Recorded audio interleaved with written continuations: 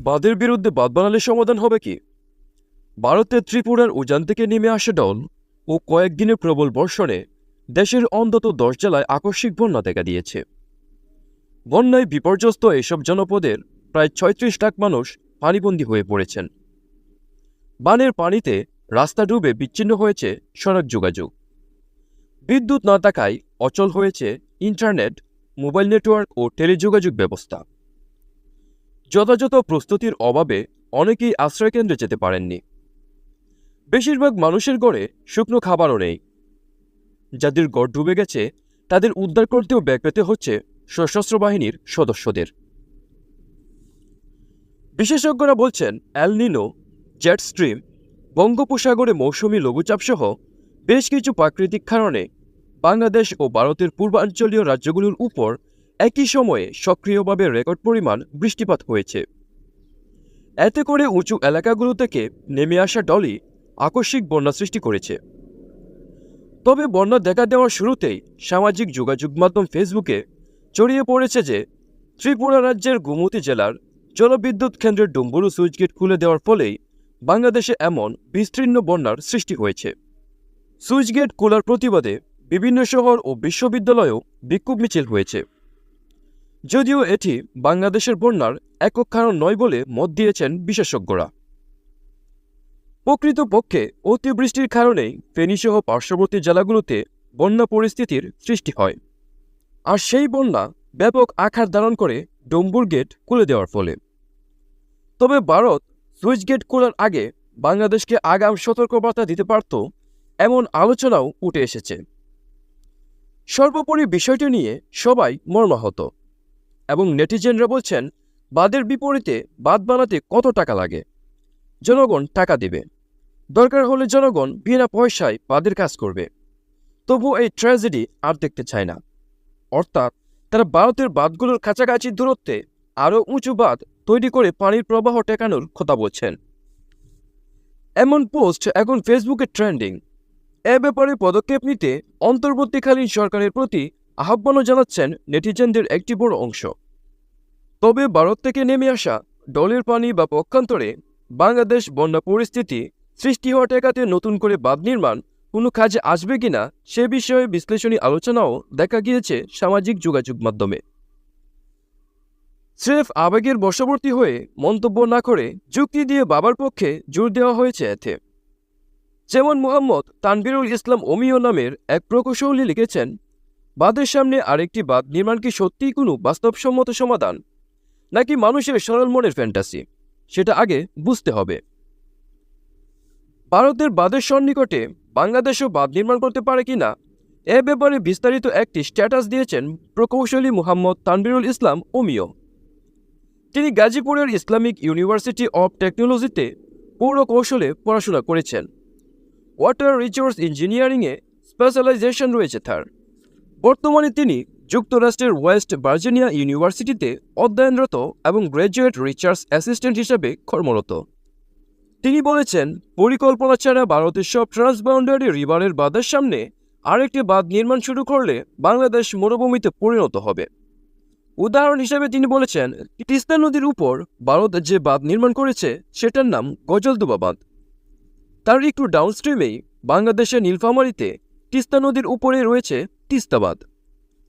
এই তিস্তা বাঁধ উত্তরাঞ্চলে মঙ্গা মোকাবেলায় খুবই উল্লেখযোগ্য ভূমিকা রাখলেও এত অল্প দূরত্বে দুটি বাঁধ নদীর ডাউনস্ট্রিমকে একদম দুদু বালুতে পরিণত করেছে। অমিয়র স্ট্যাটাসটি অনেক প্রকৌশলী, গবেষক, পরিকল্পনাবিদ ও স্থপতিরা শেয়ার করেছেন। বাঁধ নির্মাণ প্রসঙ্গে ফেসবুকে ছড়িয়ে পড়া আরও একটি স্ট্যাটাস এমন যে, সময় হয়েছে ফারাক্কার 40 কিলোমিটার দূরে ৭,৫০০ ফিট উচ্চতার দ্বিতীয় ফারাক্কা বাঁধ নির্মাণ করতে হবে। মাঝরাতে ঘুমন্ত অবস্থায় বাঁধ খুলে দিয়ে ভারত পৈশাচিক আনন্দ পাচ্ছে। এরপর তারা বর্ষায় বাঁধ খুলে দিলে পানি এই 40 কিলোমিটারের মধ্যেই থাকবে। আর যদি এর চেয়ে বেশি পানি ছাড়ে তাহলে সে পানি তাদের দেশেই ফেরত যাবে, কারণ তাদের বাঁধের উচ্চতা থাকবে আমাদের চেয়ে কম, ৭,৩৫০ ফিট। এ ধরনের দাবির ব্যাপারে তরুণ প্রকৌশলী তানবিরুল ইসলাম অমিয় বলেছেন, ভারত বাঁধ খুলে দিলে আমরা আমাদের বাঁধ বন্ধ করে দিব, বন্যার পানি আবার ভারতে চলে যাবে। এটা শুনতে খুব মজার হলেও ব্যাপারটা এত সহজ নয়। নদীর ধর্ম হচ্ছে আপস্ট্রিম থেকে ডাউনস্ট্রিমে যাওয়া। তাই আপনি বাংলাদেশের অংশে একটা বাঁধ নির্মাণ করে দিলেই নদী রিভার্স দিকে প্রবাহিত হওয়া শুরু করবে এমন সম্ভাবনা খুবই কম। এক ক্ষেত্রে দুটি জিনিস হতে পারে: নদী ব্যারেজের আশেপাশে আরেকটা বিকল্প রোড তৈরি করে সেদিক দিয়ে প্রবাহিত হতে শুরু করবে, অথবা নদীর পানি বাঁধের একদম আপস্ট্রিমে জমা হতে হতে একসময় বাঁধ ভেঙে ফেলবে বা ওভারটপ করবে। দুই সিনারিওতেই কিন্তু পরিণতি একই: বাংলাদেশে আরও ভয়ানক ফ্ল্যাশ ফ্লাড এবং তীব্র নদী ভাঙ্গন।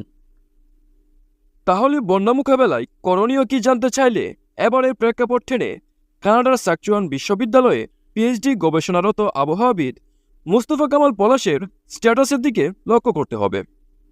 তিনি বলেছেন, কুমিল্লা জেলার উপর দিয়ে প্রবাহিত গোমতী নদী ও ফেনী জেলার উপর দিয়ে প্রবাহিত মুহুরী নদীর উজানে ভারতের ত্রিপুরা রাজ্যে একাধিক বাঁধ দিয়েছে দেশটির সরকার। সেখানে আছে ব্যারেজও।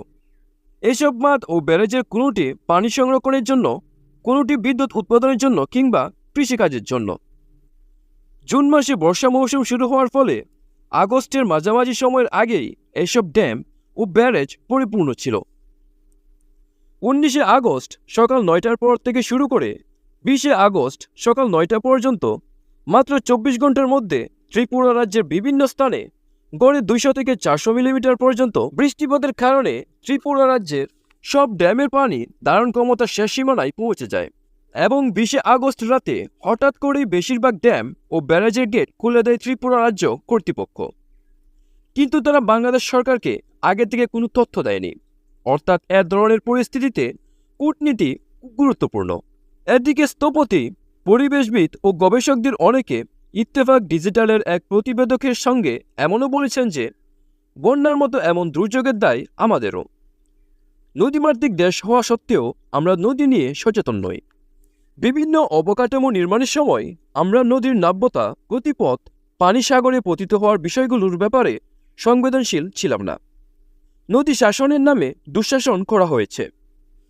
প্রকৌশলী ও ব্র্যাক বিশ্ববিদ্যালয়ের দুর্যোগ ব্যবস্থাপনা প্রোগ্রামের স্নাতকোত্তর শিক্ষার্থী তুনাজ্জিনা রহিমু ইত্তেফাক ডিজিটালকে বলেন, প্রাকৃতিক দুর্যোগকে অস্বীকার করার বা এড়িয়ে যাওয়ার সুযোগ নেই। তবে দুর্যোগকে মোকাবেলা করে ক্ষয়ক্ষতি কমিয়ে আনার জন্য প্রয়োজন হয় পূর্ব প্রস্তুতি বা প্রিপেয়ারনেস। যদি এতে দুই দেশের মধ্যকার সীমারেখার বিষয়ও থাকে, সেক্ষেত্রে চুক্তি ও আলোচনা অত্যন্ত গুরুত্বপূর্ণ। কারণ দুর্যোগ ব্যবস্থাপনা একটি সামগ্রিক প্রক্রিয়া। একটি দুর্যোগপ্রবণ দেশ হিসেবে আমাদের নানামুখী প্রস্তুতি প্রয়োজন। বন্যা নিয়মিত এবং প্রতি বছরই অপ্রত্যাশিত একটি দুর্যোগ। আশঙ্কার বিষয় হল জলবায়ু পরিবর্তনের প্রভাবে এটি যে কোনো সময় চাইতে ভয়ঙ্কর হয়ে উঠছে। ডিজাস্টার ম্যানেজমেন্ট সাইকেলের প্রতিটি ধাপ অনুসরণ করে প্রয়োজনীয় পদক্ষেপ নিতে হবে। তবে সোশ্যাল মিডিয়ায় বাঁধের বিরুদ্ধে বাঁধ নির্মাণের দাবিটি হয়তো কোনো আক্ষরিক দাবি নয়, সাধারণ মানুষের দেশপ্রেম থেকে আসা মেটাফোর বা রূপক দাবি বলেই মনে করছে। যুক্তরাজ্য ইউনিভার্সিটি কলেজ লন্ডনের সহযোগী অধ্যাপক ও দুর্যোগ ব্যবস্থাপনা বিশেষজ্ঞ বায়েস আহমেদ ফেসবুকে লিখেছেন, ভারত থেকে বাংলাদেশের প্রবাহমান 54টি প্রধান এবং অতি গুরুত্বপূর্ণ নদীর প্রায় সবগুলো নদীতেই ভারত একাধিক বাঁধ তৈরি করেছে। এই স্থাপনাগুলো বাংলাদেশের সীমানার খুব কাছাকাছি অবস্থিত। যদিও এই নদীগুলোর উৎস আরও বহু দূরের কোনো পর্বত বা হিমবাহ থেকে, যেমন ফারাক্কা বাঁধ বাংলাদেশের থেকে মাত্র 17 কিলোমিটার দূরে অবস্থিত। তিস্তা ও গোমতী নদীর উপর মহারানী বাঁধ এবং ডম্বুর বাঁধও খুব কাছে। এ বিবেচনায় বলা যায়, বর্ষাকালে বাংলাদেশের বন্যা পরিস্থিতি বড় আকার ধারণ করার বিষয়টিতে মানবসৃষ্ট প্রভাব আছে এবং এর পিছনে ভারতের দায় রয়েছে। তাদের মূল সিদ্ধান্ত বা গঠনমূলক পরামর্শের ঘাটতি আমাদের জন্য দুর্যোগ ডেকে আনছে। এ ব্যাপারে প্রকৌশলী তানভীরুল ইসলাম অমিয় আরও বলেছেন, ভারতের সঙ্গে অতি দ্রুত পানি বন্টন চুক্তি করতে হবে। ভারত সরকার বাংলাদেশের বর্ডারে প্রায় 30টি বাঁধ নির্মাণ করেছে, অথচ একমাত্র ফারাক্কা বাঁধ ছাড়া আর কোনো বাঁধের ব্যাপারে পানি বন্টন চুক্তি নেই। তাছাড়া কোনো প্রকার গাইডলাইন ফলো না করে এক রাতের মধ্যে বাঁধের সব কয়টি দরজা খুলে দেওয়ার মতো কাজ মেনে নেওয়া যায় না। একে জবাবদিহিতার আওতায় আনতে হবে। তবে কূটনীতি ছাড়াও অবকাঠামোগত প্রস্তুতির ব্যাপারে কয়েকটি বিষয়ে তিনি আলোকপাত করেছেন। তিনি বলেছেন, বাঁধের বিরুদ্ধে বাঁধ নয়, সেচ প্রকল্প বা মেগা স্কেলে রিজার্ভার খনন করে রাখা যেতে পারে, যা প্রতি বর্ষা মৌসুমে বন্যার সময় নদীর পানি উপচে পড়ার পর জমা রাখবে। খরার মৌসুমে চাষাবাদের কাজেও এটি ব্যবহার করা যাবে। আরেকটি সহজ প্রক্রিয়া হল নদীর নাব্যতা রক্ষা করা। উজানের ডলে আসা পলি জমা হয়ে নদীর প্রশস্ততা এবং গভীরতা দ্রুত কমে যাচ্ছে, যার কারণে পানি ধারণ ক্ষমতা কমছে। পরিকল্পিত ড্রেজিং এক্ষেত্রে জরুরি। নদীমাতৃক দেশের নদীর নাব্যতা ধরে রাখা, পানির নিরবিচ্ছিন্ন প্রবাহ নিশ্চিত করা এবং দুর্যোগ মোকাবেলায় ইন্টিগ্রেটেড ওয়াটার রিসোর্স ম্যানেজমেন্ট দরকার। অন্যদিকে আবহাওয়াবিদ মোস্তফা কামাল পলাশ ইত্তেফাক ডিজিটালকে বলেছেন, দেশের মানুষকে এবারের ভারী বৃষ্টির পূর্বাভাস জানাতে পুরোপুরি ব্যর্থ হয়েছে বাংলাদেশ আবহাওয়া অধিদপ্তর। তারা কেন ব্যর্থ হলেন? গণমাধ্যম কর্মীদের উচিত সেই ব্যাখ্যা জানতে চাওয়া। আগে থেকে পূর্বাভাস পাওয়া গেলে মানুষ বন্যার প্রস্তুতি নিতে পারত। প্রস্তুতি থাকলে ক্ষয়ক্ষতি কম হয়। এখন ইন্টারনেটের মাধ্যমে বিভিন্ন আবহাওয়া পূর্বাভাসের মডেল বিশ্লেষণ ও পর্যালোচনা করেও সঠিক পূর্বাভাস নির্ণয় করা যায়। ব্যক্তিগত পর্যায়েও অনেকে সেটি করছেন। সেই হিসেবে আবহাওয়া অধিদপ্তরের মতো বিশেষায়িত সংস্থার দায়বদ্ধতা আরও বেশি হওয়ার দরকার। কিন্তু তারা এখনও গতবাধা বুলেটিনেই আটকে রয়েছে। এতে করে দুর্যোগ মোকাবেলা করা কঠিন হচ্ছে। সামাজিক যোগাযোগ মাধ্যমে সাধারণ মানুষ যা কিছুই আলোচনা করুক না কেন, দায়িত্বশীলদের উচিত তাদের দায়িত্বের জায়গা থেকে একে অন্যের সঙ্গে সমন্বয় করে কার্যকরী ও সুদূর প্রসারী উদ্যোগ গ্রহণ করা। ধন্যবাদ আমার সাথে এই সুদীর্ঘ সময় থাকার জন্য। ফারাক্কাবাদ সমস্যার সমাধানে আপনার মতামত কি সেটা জানাতেও ভুলবেন না। আর আমাদের পরিবারে নতুন হয়ে থাকলে সাবস্ক্রাইব করে একজন সম্মানিত সদস্য হয়ে যান। দেখা হবে পরবর্তী ভিডিওতে ইনশাআল্লাহ। সে পর্যন্ত ভালো থাকুন, সুস্থ থাকুন।